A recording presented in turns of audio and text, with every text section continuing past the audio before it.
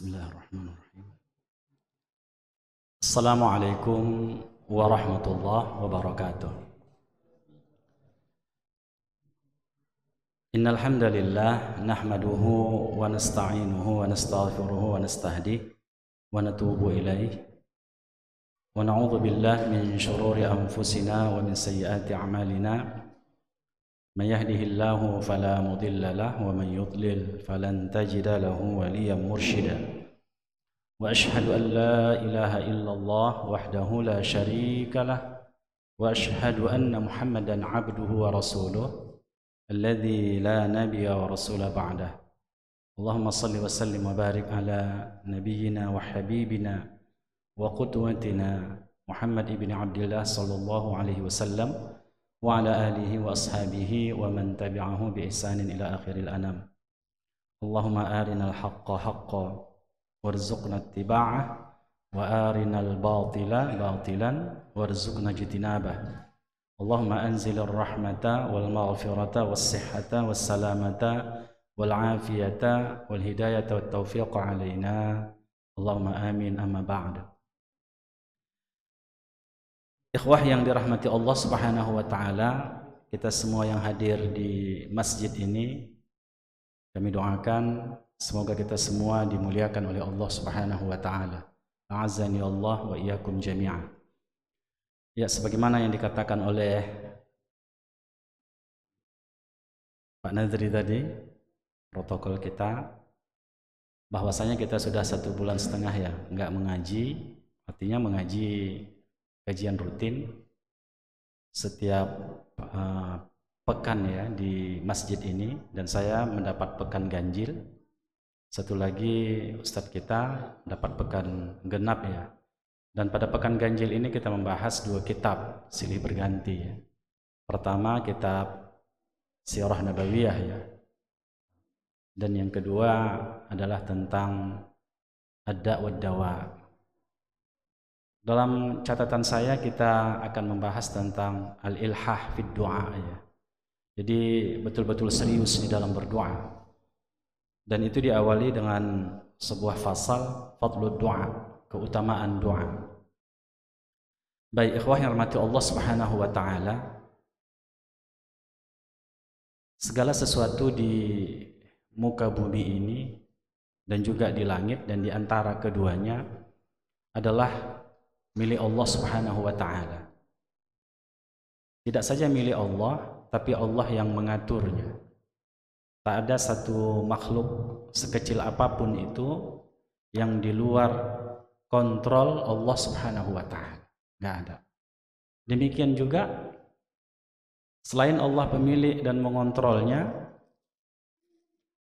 Allah yang menciptakannya. Segala sesuatu diciptakan oleh Allah Subhanahu wa taala. Termasuk nasib kita masing-masing, takdir kita masing-masing itu diciptakan oleh Allah Subhanahu wa taala. Semuanya dari Allah. Rezeki kita dari Allah. Allah yang menentukan kadarnya sesuai dengan kemaslahatan kita. Ada yang diberikan banyak, ada yang diberikan sedikit, ada yang diberikan menengah-nengah, kan begitu. Demikian juga kesehatan kita. Kesehatan kita juga sudah ditetapkan oleh Allah Subhanahu wa taala. Allah pilih siapa yang Allah sehatkan dan siapa pula yang Allah uji dengan penyakit. Semua sudah ditetapkan oleh Allah Subhanahu wa taala. Kalau begitu, masalahnya makhluk ini tidak memiliki apapun. Ya, tidak memiliki apa yang dikatakannya sebagai miliknya. Secara hakiki bukan miliknya. Dirinya bukan miliknya.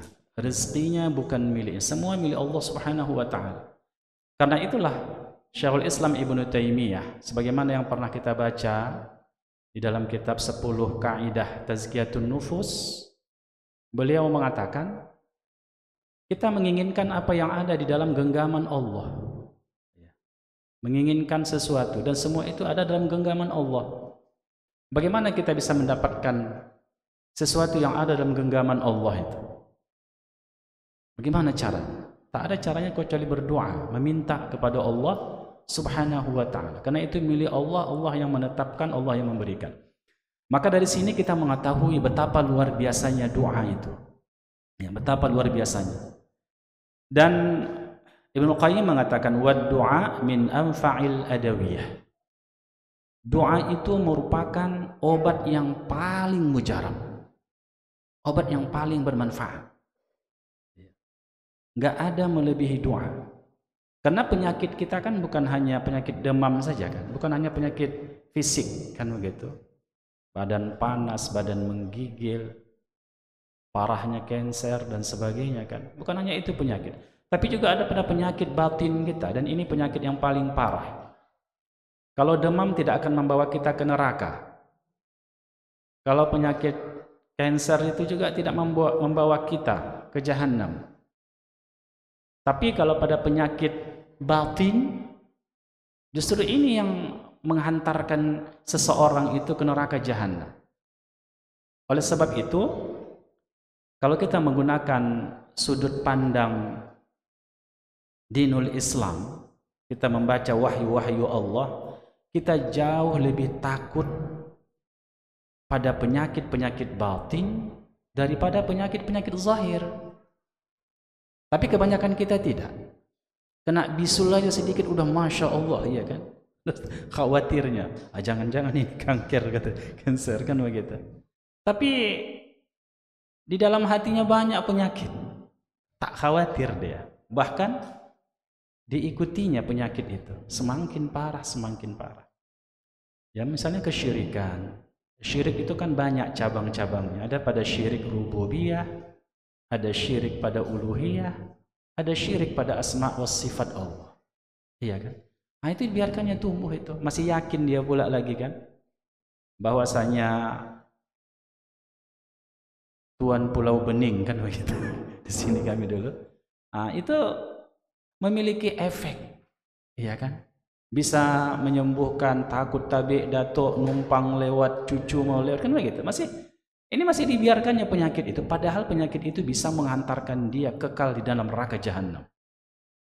Kekal. Itu penyakit-penyakit batin. Ya, kesyirikan, kesombongan, takabur. Ya, takabur itu juga begitu. Nah, betapa banyak orang yang masih menyimpankan, menyisakan itu di dalam dirinya. Padahal itu penghalang seseorang masuk ke dalam surga. Walaupun ada sebesar zarrah, maka seorang itu enggak akan masuk surga kalau ada sombongnya, takaburnya. Bayangkan. Kapan dia masuk surga?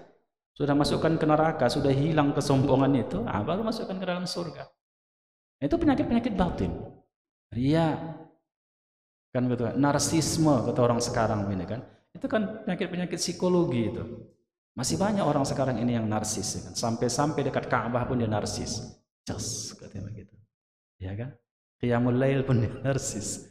Jadi begitu. Jadi ikhwah yang dirahmati Allah Subhanahu wa taala, kalau tak melewat tabung itu tak mau dia berinfak.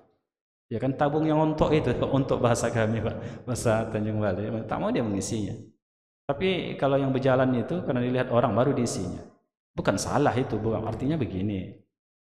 Jangan itu membuat kita ria. Kalau enggak disorot oleh orang jadi ria kan begitu. Oh ya, saya berterima kasih juga ini kepada Tholabul Ilmi. Masjid kami ini setiap kajian disorot ya. Artinya orang-orang yang berwakaf di masjid ini kan pahalanya semakin besar ya. Karena kajian-kajian kita bisa dilihat banyak orang.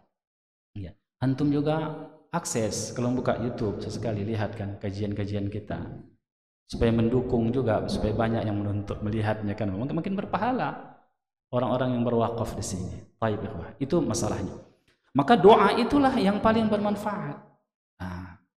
Doa itu yang paling bermanfaat untuk kita. Wa huwa aduwwul bala. Jadi doa itu musuhnya bala. Musuhnya bala. Apa arti musuhnya bala? Bala itu tidak akan terhindar dari kita kecuali kita berdoa kepada Allah Subhanahu wa taala. Ini nanti memang dihubungkan dengan pembahasan takdir. Ada takdir azali, itu tidak akan bergerak. Tapi ada takdir yaumi, sanawi, itu dicatatkan. takdir kita misalnya, kita akan diuji, turun bala sama kita. Dicatatkan, tahun ini si fulan akan mendapat bala ini. Lalu kita berdoa kepada Allah Subhanahu wa taala, berdoa kepada Allah. Maka bala itu nggak jadi turun kepada kita. Tergantung kekuatan doa kita. Ini akan kita bahas nanti. Ya. Dan doa itu sendiri pun sudah ditakdirkan oleh Allah. Jadi Allah takdirkan. Pertama Allah akan turunkan bala, lalu dia berdoa ditakdirkan oleh Allah, maka bala itu hilang. Maka dikatakan huwa aduul bala. Doa itu musuhnya bala. Yudafi'uhu wa yu'alijuhu. Dia akan menolak bala itu dan mengobati. Ya, mengobati penyakit dan seterusnya. Wa yamna'u nuzulahu. Dan doa itu mencegah turunnya bala itu. Ya. Wa yarfa'uhu. Diangkat bala itu dari dia dengan doa. Makanya tatkala kita berdoa itu mesti variatif dan tahu kita maknanya, karena doa itu memang ungkapan kebutuhan diri kita, zahir dan batin kita. Allahumma dafa'annil bala. Ya Allah, jauhkan dari aku bala, kan begitu kan? Macam doa kita tadi, Allahumma anzilir rahmata wal maghfirata was sihhata was salamata. Kita doakan, berdoa kepada Allah keselamatan wal afiyah. Afiyah, yaitu kebaikan pada diri kita, kesembuhan pada diri kita, penjagaan Allah kepada kita dari segala yang termasuk dari kemaksiatan. Itu al-afiyah. Kita doa kepada Allah Subhanahu wa taala, maka diperintahkan Nabi kepada kita untuk berdoa al-afiyah. Wa yukhaffifuhu idza nazal, atau doa itu meringankan bala yang Allah turunkan ketika seseorang sudah mendapat bala. Mendapat bala dia. Lalu yukhaffifuhu, dia berdoa kepada Allah, ya Allah, seperti mendoa kesembuhan dari penyakit. Disembuhkan oleh Allah Subhanahu wa taala. Atau dia mendapat satu musibah tentang anaknya, suaminya, istrinya, ayahnya, ibunya, keluarganya. Udah kena bala. Kan begitu kan?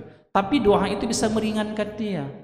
Meringankan penyakit itu bisa, meringankan akibat-akibatnya. Misalnya dia sudah tabrakan. Lalu dia berdoa kepada Allah. Allah ringankan. Yang tadinya dia harus mengganti besar, dilembutkan Allah hati orang itu. Udahlah Pak, sama-sama salahnya kita. Kan begitu kan? Atau ini ajalah bayar. Ya.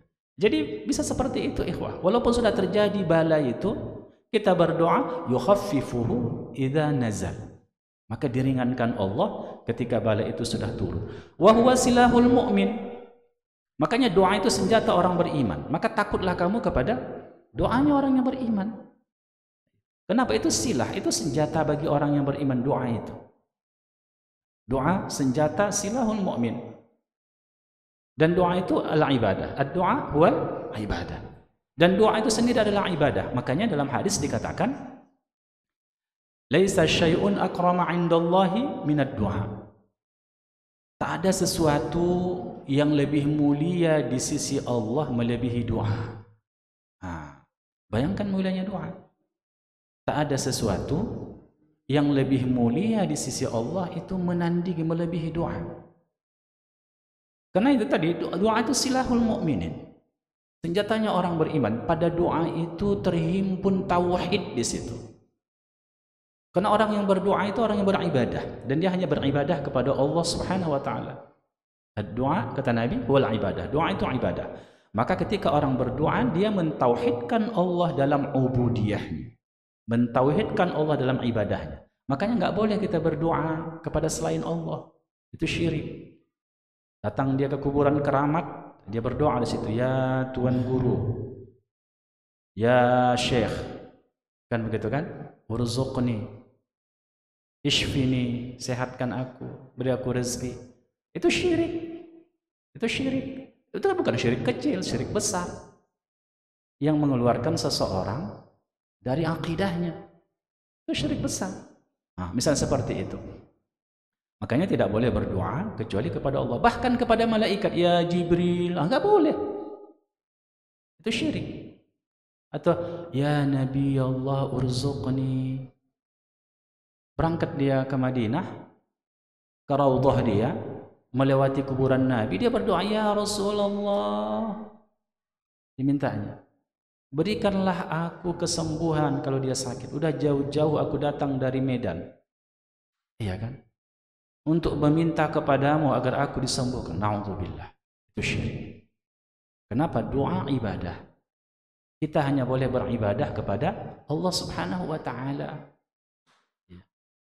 Wala tad'u min dunillahi ma la yanfa'uka wa la yadurruka. Fa in fa'alta fa innaka idzan minadh dhalimin. Wala tad'u min dunillah, kata Allah. Jangan kamu berdoa kepada selain Allah. Jangan kamu berdoa kepada selain Allah. Itu tidak akan bisa mendatangkan manfaat kepadamu, tak akan bisa menolak keburukan darimu. Fa in fa'alta, kalau engkau melakukan itu, berdoa kepada selain Allah, fa innaka idzan minadh dhalimin, maka sungguhnya engkau orang yang zalim. Zalim. Apa makna zalim di situ? Syirik. Ya, syirik. Karena Allah menjelaskan dalam surah Luqman, innasyirka la zulmun azim. Sesungguhnya syirik itu kezaliman yang paling zalim, yang paling besar. Innasyirka la zulmun azim. Kenapa dikatakan zalim? Karena hak Allah untuk diibadahi, bukan hak makhluk. Lalu hak Allah ini diberikan kepada makhluk. Zalim tidak dia? Lawan zalim itu adil. I'ta'ul haq 'ala alladhi yastahiqqu bih. Memberikan hak itu kepada yang berhak menerima haknya. Kalau ada orang memberikan hak orang lain kepada dia, ini hak ya, zalim atau tidak dia? Zalim. Begitu juga hak Allah untuk diibadahi. Kewajiban kita beribadah. Lalu kita berikan hak itu kepada nabikah, malaikatkah, jinkah, walidkah. Sekarang lagi tenar walid kan begitu. Iya kan? Jadi ikhwah yang mati Allah Subhanahu wa taala, diberikan hak itu kepada itu. Itu namanya zalim, itu syirik. Innasyirka la zulmun azim. Baik ikhwah yang mati Allah Subhanahu wa taala. Makanya tadi dikatakan laisa syai'un akrama indallahi minad du'a. Tak ada sesuatu yang lebih mulia di sisi Allah kama qala Rasul, itu melebihi doa. Di situ ada tauhid uluhiyah. Tauhid rububiyah juga dapat di situ. Kenapa? Karena kita yakinlah Allah itu yang menciptakan, Allah pemiliknya, Allah mengatur, maka kita minta kepada Allah. Artinya apa? Kita meyakini, mentauhidkan Allah, hanya Allah lah pemilik segala sesuatu, Allah lah yang mampu untuk mewujudkan segala sesuatu, dan Allah lah yang menciptakan segala sesuatu. Maka kita berdoa. Makanya orang yang berdoa itu menunjukkan saya bertauhid kepada Allah tentang rububiyah Allah. Karena kalau dia tak yakin Allah bisa merubahnya, mewujudkannya, apa dia berdoa kepada Allah? Kan tidak. Kan tak mungkin. Lantaran kita yakinlah Allah itu mampu, maka kita berdoa kepada Allah. Kemudian yang ketiga, asma'us sifat. Nama-nama dan sifat-sifat Allah. Orang yang berdoa itu kan meyakini Allah memiliki sifat-sifat kesempurnaan. Seperti sifat Ar-Razzaq. Ketika, kan sekarang istilah orang sekarang ini kan, dunia ini tidak sedang baik-baik saja. Kan begitu kan. Kalau kita lihat konstruksi bahasa Indonesianya ini kacau bahasa ini. Tapi dia populer sekarang kan. Menunjukkan dunia ini sedang tidak baik. Ya, tidak baik-baik saja katanya. Artinya apa? Kan banyak problem kita hari ini. Problem ekonomi, iya kan? Nilai tukar, harga emas, macam-macam lah segalanya kan? Iya, macam kemarin saya ada berteman dengan seorang saudagar, apa namanya itu, ekspor impor sapi. Jadi saya tanyalah dia, bagaimana Pak perkembangan ekspor impor sapinya? Dia dari Australia, dari mana? Ustaz, turun luar biasa. Kalau dulu 1 bulan itu ya ratusan ekor, mungkin 1000 ekor, 500 ekor. Kalau sekarang lebih 500. Kalau sekarang Ustadz paling-paling 1 bulan itu 500 ekor. Bahkan belakangan ini 300 ekor. Bayangkan daya beli masyarakat itu sangat menurun, sangat menurun. Ya. Jadi ikhwah mati Allah kan artinya apa? Dunia kita kan sedang tidak baik, baik saja ekonomi kita. Jadi kita paham Allah itu punya sifat Ar-Razzaq. Maka kita berdoa, Ya Razzaq, Ya Fattah, Ya Wahhab. Kan begitu. Kita berdoa kepada Allah. Kita meyakini Allah itu memiliki sifat Ar-Razzaq, sifat yang sempurna. Maka kita berdoa. Menunjukkan apa? Doa itu mentauhidkan Allah dalam hal sifat-sifat Allah Subhanahu wa ta'ala. Makanya pada doa itu luar biasa. Nah, baik. Kita lanjutkan lagi. Kama rawa Al-Hakim fi sahih min hadis Ali bin Abi Thalib radhiyallahu ta'ala anhu qala qala Rasulullah sallallahu alaihi wasallam ad-du'a silahul mu'min wa imaduddin wa nurus samawati wal ard. Doa itu adalah senjata orang beriman, tonggaknya, tiangnya, sokongnya agama dan cahaya langit dan bumi. Walaupun makna hadis ini baik, tapi hadis ini secara sanad tidak sahih ya. Namun ada hadis-hadis sahih yang mendukung itu sebagaimana tadi, laisa syai'un aqrama 'indallahi minad du'a kama qala Rasul. Hadis yang lain ad-du'a huwal ibadah. Jadi menunjukkan apa? Luar biasanya doa itu. Walahu ma'al bala salasu maqamatin. Dan doa itu dalam konteks hubungannya dengan bala ada 3 kedudukan. Ini ada 3 kedudukan. Yang pertama, ayyakuna aqwa minal bala fayudfi'uhu atau fayadfa'uhu al-bala. Ya, fayadfa'u al-bala. Yang pertama, doa itu lebih kuat dari bala itu sendiri. Doa lebih kuat dari bala yang akan turun. Ya, lebih kuat. Bagaimana kuatnya doa itu? Yang pertama, dilihat memang dari orang yang berdoa. Doa ahli maksiat dengan ahli taat berbeda. Doa orang yang ikhlas betul-betul kepada Allah dengan orang yang lahun, orang yang tak serius itu berbeda.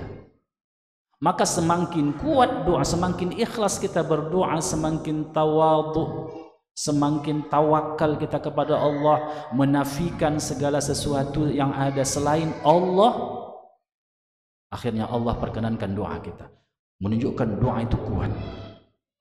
Akhirnya apa? Bala itu kalah. Maka tak turun bala itu. Nah, itu yang pertama. Oleh sebab itulah nanti akan diajari kita adab-adab berdoa di antaranya. Kalau kita ingin berdoa, kita taubat dulu. Istighfar, taubat ya. Agar apa? Agar dosa-dosa kita tidak menghalangi doa kita. Makanya kalau orang berdoa, setelah memuji Allah dan bersalawat kepada Rasulullah, Alhamdulillahi Rabbil Alamin, wassalatu wassalamu ala sayyidil mursalin wa ala alihi wa sahbihi ajma'in. Allahumma ghafirli dhunubi wa liwalidayya. Atau doa-doa yang lain untuk minta ampun sama Allah. Kenapa? Karena doa terkadang ada mani', namanya penghalang untuk sampai kepadanya apa itu dosa-dosa itu. Maka oleh sebab itulah nanti akan kita bahas ya tentang adab-adab berdoa ya. Yang kedua, ayyakuna ad'afu minal bala wa yuqi alaihi al-bala fayusabu bihi al-'abdu walakin qad yukhaffifuhu wa in kana dha'ifan. Bahwasanya doa itu lebih lemah daripada bala ya. Fayuqi alaihi al-bala.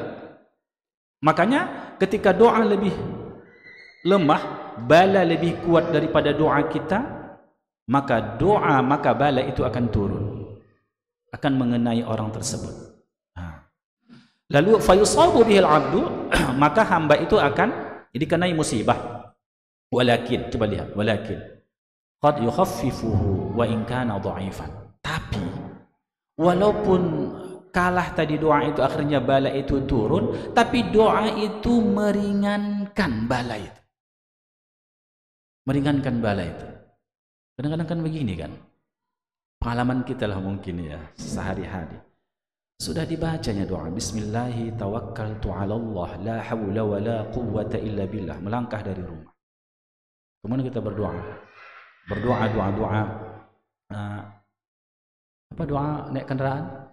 Kok bisa lupa ustaznya?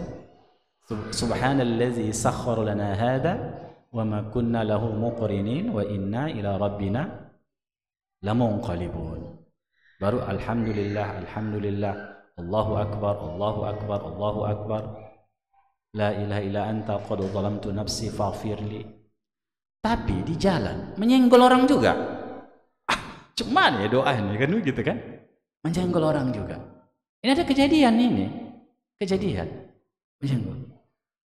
Tapi ikhwah rahmati Allah Subhanahu wa taala itu tadi. Memang kalah doa itu. Kalah zikir kita. Akhirnya musibah itu datang. Tapi apa? Efeknya tak seberat yang diprediksikan. Kalau kita melihat matanya yang besar, badannya yang tegap kan begitu kan, hidungnya yang tidak seimbang lah dengan mukanya kan begitu, ngeri awak melihat.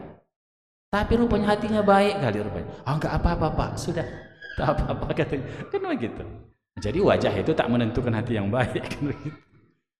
Ya, jadi ikhwah rahmati Allah Subhanahu wa taala, artinya apa? Dilembutkan Allah hatinya. Akhirnya bala itu diringankan. Ada contoh kasus lagi.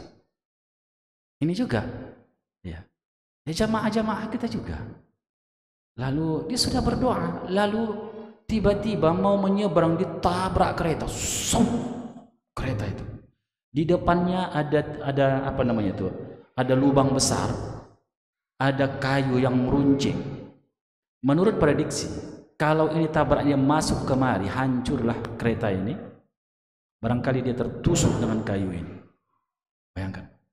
Tapi apa yang terjadi? Ya, nggak apa-apa beliau itu. Ya. Ini masalah itu. Jadi nggak apa-apa kawan itu. Hanya sakit lecet-lecet saja. Itu kenapa? Karena doa itu. Walaupun doa itu lemah, tapi dia bisa meringankan bala. Baik, yang ketiga, ayyataqawama wa yamna'u kulla wahidin minhuma sahibah. Doa itu terus sama kuatnya antara doa dan bala. Jadi sama, artinya dia ikhlas, tapi bala itu besar sekali yang akan turun.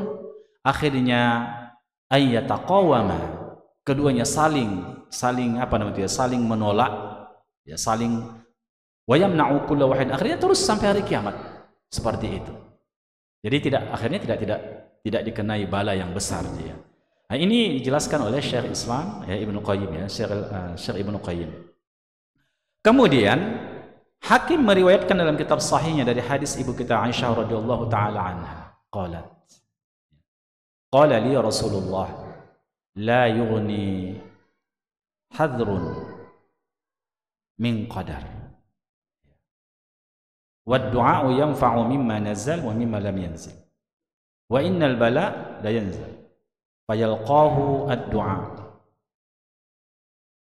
Faya'talijani ila yaumil qiyamah. Nah, ini dia. Jadi artinya berkata kepadaku Rasulullah sallallahu alaihi wasallam, kehati-hatian itu tidak bisa menolak takdir. Ini dia. Makanya jangan kata lau itu, andai saja, enggak bisa. Kenapa? Walaupun kita sudah hati-hati, betul-betul sudah hati-hati, kalau sudah takdirnya kena. Udah hati-hati. Safety-nya udah luar biasa. Kan begitu. Tapi kalau udah takdirnya itu kena. Bukan berarti kita tidak boleh hati-hati, bukan itu maksudnya. Artinya apa? Walaupun agar paham kita. Jangan andai kata kita. Kalau sudah ditakdirkan Allah bagaimanapun sterilnya kita sakit. Bagaimana maskernya pun kena juga, kan begitu hari itu kan? Iya. Ketika Allah sudah mentakdirkan. Tapi apa? Wad doa, ingat. Wad doa, tapi doa itu yanfa'u mimma nazal wa mimma lam yanzil. Doa itu akan bermanfaat bagi sesuatu yang sudah Allah takdirkan, yang sudah berlaku baginya, dan yang belum berlaku, yang sudah mendapat musibah dan yang belum mendapat musibah, yang sudah turun takdir itu dan yang belum turun. Doa itu bermanfaat. Kenapa? Sesungguhnya bala itu dia akan turun bertemu dengan doa. Maka keduanya saling saling berjuang sampai hari kiamat. Hadis ini diriwayatkan oleh Al-Hakim dan dihasankan oleh Syekh Albani. Hadis ini hasan. Artinya disitulah luar biasanya doa. Makanya jangan malas-malas kita berdoa. Dan nanti akan kita bahas ya di mana tempat-tempat diistijabah berdoa itu. Di mana tempat-tempat beristijabahnya. Kemudian hadis dari Nabi kita Muhammad SAW, ad-du'a yanfa'u mimma nazal wa mimma lam yanzil. Fa'alaikum ibadallah bid-du'a. Kata Nabi kita dari Ibnu Umar, doa itu bermanfaat bagi kamu dari sesuatu yang sudah diturunkan dan yang belum diturunkan. Musibah itu atau sesuatu itu. Maka fa'alaikum ibadallah bid-du'a, maka hendaklah kamu wahai hamba Allah bid-du'a, terus berdoa kepada Allah Subhanahu wa taala. Maka orang yang berdoa, dan doa itu salah satu terapi jiwa, Pak ya. Terapi jiwa. Kalau orang sering berdoa, maka akan terkikis kesombongannya. Takaburnya ya, akan terkikis sifat-sifat kibriyanya. Sifat-sifat sombongnya. Kenapa doa mengikisnya? Karena orang yang berdoa itu pasti akan tawadhu kepada Allah. Akan tawadhu, akan merendahkan dirinya. Ketika orang sudah merendahkan dirinya kepada Allah, artinya apa? Dia sudah menghinakan di hadapan Allah. Maka doa itu sebenarnya at-tadallul. Doa itu adalah menghinakan diri kita di hadapan Allah. Menghinakan diri kita di hadapan Allah. Kalau kita merasa hina, apakah kita sombong lagi? Enggak kan? Jadi itu sebuah terapi psikologi doa itu. Dan doa itu adalah membuat kita bersifat optimis. Kita punya harapan. Saya ingin cerita tentang seseorang, Pak. Seorang ini sakit. Ini cerita kenyataan ini. Seorang ini sakit. Kalau menurut prediksi, enggak ada harapan lagi. Nggak ada harapan. Badan yang dulu 60 kg tinggal 27 kg. Darah keluar dari mulut. Penyakit itu. Kalau orang melihat, aduh, udah macam bangkai lah, tengkorak. Tapi doa ayahnya, doa ibunya, doanya diterima oleh Allah, sehat, panjang umurnya. Doa sudah berlaku takdir, sudah berlaku takdir, tapi apa? Diringankan oleh Allah. Makanya doa itu tidak sesuatu yang melampaui prediksi manusia. Itu doa. Maka jangan sepele dengan doa. Makanya kita jangan mendoakan orang buruk-buruk, Pak. Ya, celakalah si fulan, jangan begitu. Apalagi keluarga kita, bahaya. Ucapan-ucapan itu kalau diaminkan malaikat berbahaya. Maka kalau terucap cepat istighfar, iya kan? Ini yang punya anak ini. Ya jangan anak disumpah. Sebandal apapun dia doakan. Bagaimana tak disumpah Ustaz? Udah kena narkoba dia. Ya doakan. Doakan, segala ikhtiar dilakukan. Iya kan, menjauhkan dia dari itu. Jangan pernah berputus asa. Betapa banyak orang yang sudah terjebak dengan narkoba kembali sehat. Bahkan ada yang menjadi orang yang bertakwa kepada Allah Subhanahu wa taala, banyak kan? Itu doa. Makanya doa itulah senjata kita. Senjata orang miskin, senjata orang fakir, senjata orang kaya. Senjata orang sakit, senjata orang sehat. Itu doa. Maka jangan pernah memisahkan diri dari doa. Makanya doa itu khusyuk kita, tahu kita maknanya. Tahu kita maknanya. Doa itu bukan zikir. Nanti ada memang doa sebagai zikir, ada doa itu sebagai Zikir atau ibadah, ada doa itu sebagai permohonan kita kepada Allah, doa istijabah. Kalau doa zikir, nah itu kan banyak kan? Banyak, dalam sholat kita banyak. Kan kita kan tak begini, ihdinas siratal mustaqim, kan tidak kan? Itu doa sebagai zikir, bacaan kita di dalam sholat. Misalnya kita duduk antara dua sujud, Rabbi ghafirli, kan begitu? Ya, itu doa. Rabbi ghafirli warhamni, kan begitu. Itu kan doa. Ya. Baik. Ini ada sedikit waktu, kita padakan sampai di sini dulu ya. Ada yang ingin bertanya? Masih lama lagi Pak Nazri? Masih ada waktu kan? Masih lama. Nah, kita kalau bertanya silakan. Silakan Pak. Iya Pak ya. Afwan, kemana Pak sedikit? Iya. Menitip doa.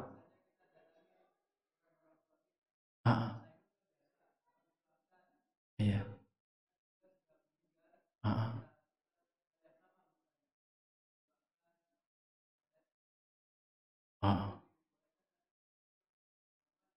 Iya. Jadi, inilah doa ya, doa. Apakah orang lain mendoakan keluarga kita, ayah kita itu bermanfaat? Bermanfaat. Bermanfaat. Walaupun yang lebih utama itu anaknya. Karena dalam hadis, idza matal insan inqata'a 'amaluhu illa min salasin. Kalau wafat seorang manusia, maka terputus amalnya kecuali 3. Salah satunya wa waladun salih yad'ulah, riwayat Muslim. Dan anak yang salih yang mendoakannya. Jadi kata Syekh Ibnu Utsaimin, mendoakan itu bukan syarat. Bukan syarat ya. Jadi anak salih aja orang tuanya udah bahagia di alam barzakh itu. Apalagi didoakannya. Kan gitu. Jadi kalau orang lain ya bermanfaat. Bermanfaat mendoakan. Karena itulah Nabi mensyariatkan kita kalau salat mayit itu kita baca doa. Allahumma ghafir lahu warhamhu wa'afihi wa'fu anhu. Pada rakaat keberapa? Rakaat ketiga, bukan rakaat takbir. Nah, takbir ketiga, Allahumma ghafir lahu warhamhu wa'afihi wa'fu anhu wa akrim nuzulahu wa wasi' madkhalahu waghsilhu bil ma'i wal thalji wal barad wa naqqihi min khatayahu kama yunqqa ath-thawbul abyadu min ad-danas wa abdilhu daran khairan min darihi wa ahlan khairan min ahlihi wa zawjan khairan min zawjihi wa adkhilhu jannah. Tapi kita kadang-kadang Pak ya, ini koreksi ya, ini bukan maksudnya apa, koreksi, otokritik bagi kita yang menjadi imam salat mayit. Ya, mana yang disunnahkan Rasulullah cepat habis. Kadang-kadang kita di belakang itu baru lagi Allahumma ghafirli, Allahumma ghafir lahu warhamhu, Allahu akbar katanya. Apanya doa kawannya? Kita pun bingung. Padahal begitu panjang doanya, cepatnya masa Allah. Iya kan? Salawatnya juga begitu. Karena takbir yang kedua kita baca salawat. Kalau kita bacalah salawat Ibrahim, Allahumma salli ala Muhammad wa ala ali Muhammad kama sallaita ala Ibrahim wa ala Ibrahim innaka Hamidum Majid. Allahumma barik ala Muhammad wa ala ali Muhammad kama barakta ala Ibrahim wa ala ali Ibrahim innaka Hamidum Majid. Enggak sempat. Allahu akbar. Allahu akbar. Kita pun bingung salawat apa yang dibacanya. Salawat Badar pun tak begitu cepatnya. Iya kan? Bingung kita. Tapi habis salat zikirnya panjang. Sementara yang disunnahkan itu pada salat itu. Kalau yang itu kan diperbincangkan para ulama setelah itu kan. Tapi itu lamanya Masya Allah. Salatnya tidak. Padahal salat itu yang masyhur. Mesti doanya tuh. Yang keempat itu doa juga, Allahumma la tahrimna ajrahu wa la taftinna ba'dahu waghfir lana wa lahu wa li ikhwanina allazina sabaquna bil iman. Ini dalil juga ini ya, dalil bahwasanya bermanfaat doa seorang muslim kepada muslim yang lain walaupun sudah wafat. Atau kita juga minta tolonglah doakan juga ayah saya. Ya boleh, kita minta doakan orang lain terhadap ayah kita, ibu kita. Ini otokritik kita ya. Tidak saling menyalahkan. Artinya apa? Tanggaplah kita Mana yang betul-betul syariah. Kalaupun jadi imam itu yang pahamlah dia jadi imam. Kasih kesempatan makmum itu. Nah, untuk salawatnya, fatihahnya betul, salawatnya betul, doanya itu betul, takbir keempatnya mau berdoa atau tidak silakan, kan begitu kan? Itu betul. Nah, jadi begitu Pak. Yang bermanfaat.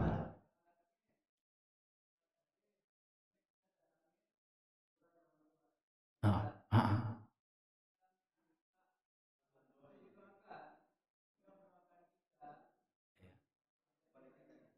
Iya, ah. Jadi begini, kalau kita udah di kuburan itu kita lah mendoakannya kan? Kita lah yang mendoakannya. Mas orang lain pula. Kalau kita kan ayah kita kan sayang sama ayah kita. Bedalah khusyuknya dengan orang. Tapi bolehkah orang lain mendoakan? Boleh saja. Sebagaimana Nabi SAW.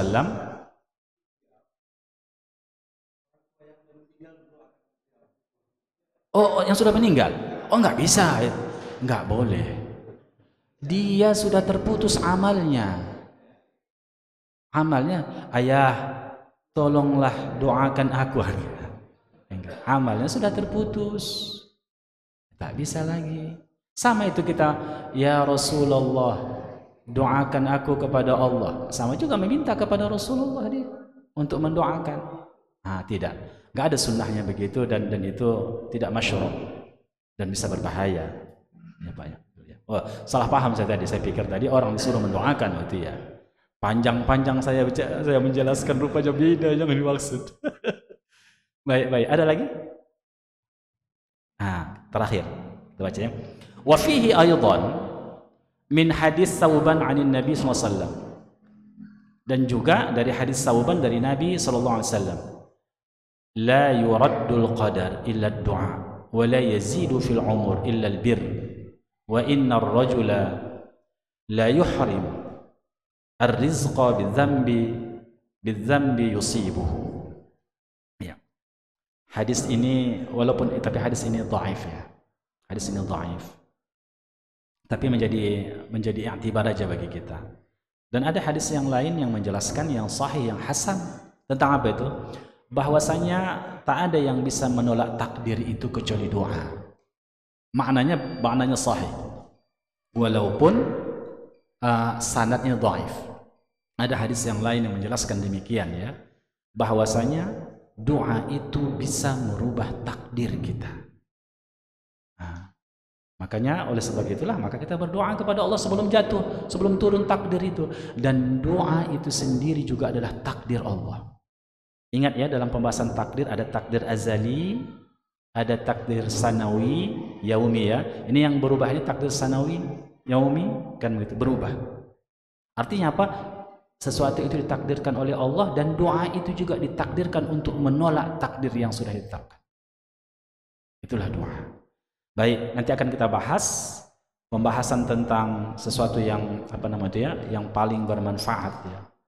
Kekhusyuan di dalam berdoa, insyaallah akan kita bahas pada pertemuan berikutnya ya. Demikian saja. Terima kasih atas perhatian kita semua. Semoga ilmu kita ini bisa kita amalkan. Subhanakallah bihamdik, asyhadu an la ilaha illa anta astaghfiruka wa atubu ilaik. Assalamualaikum warahmatullahi wabarakatuh.